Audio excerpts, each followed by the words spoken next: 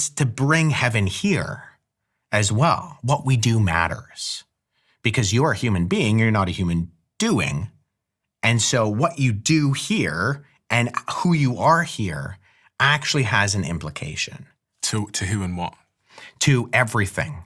So we're put here to be stewards of creation, of each other, to be examples of image bearers of God. Like your life has intrinsic meaning. Internal meaning, yeah. Internal meaning, more than just what you can contribute, right? So that would be extrinsic, your ability to give back to society, your ability to contribute to the advancement of scientific, technological, fill in the gap. You have value that goes beyond that, right? This is why we fight for people everywhere. And that's, I think, why injustice, something like injustice, bothers us so much, and why evil bothers us so much. You know the chimpanzee that has like 98% the same DNA as me? Yeah. Do they have the same intrinsic meaning? Even my dog, I'm like, does my dog have that same intrinsic meaning? And is my dog going to go to heaven? I think scripture tells us what we need to know, not always what we want to know. There have been individuals throughout church history who have articulated that. I mean, St. Francis of Assisi was big on animals going to heaven. C.S. Lewis was big on animals going to heaven. In fact, when he wrote The Last Battle, the last series in his Lion, the Witch, and the Wardrobe books, there are animals in heaven. I mean, if there's a new earth, I think there are going to be animals.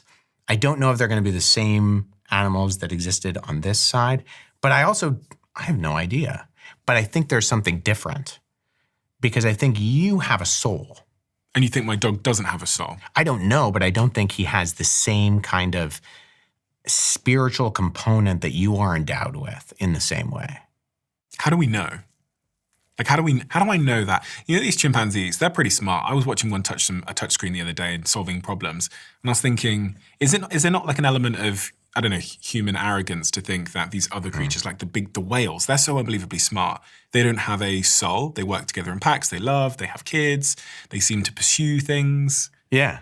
I mean, I think that's a testimony to kind of the general reflection of God's good creation. At the same time, we describe, when you're just repeating something, we use adjectives like aping.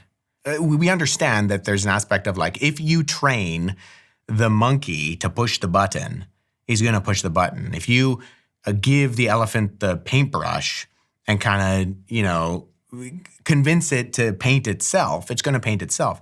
But if you can train the elephant to paint the Mona Lisa, is it really going to understand what it's painted in the same way that Michelangelo understands it?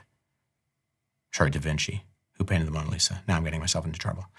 Whoever painted the Mona Lisa, Da Vinci, there's something about the value and what is being put in there that is different.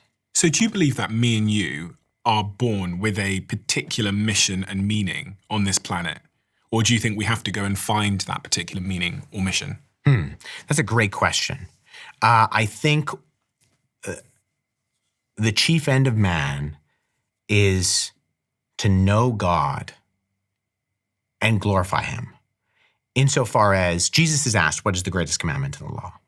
And Jesus uses two examples. He quotes from, two different passages in the Old Testament. And he says, love the Lord your God with all of your heart, soul, mind, and strength.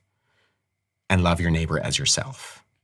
I mean, ultimately, I think we always want some sort of a grandiose purpose, and we want the calling of like Moses.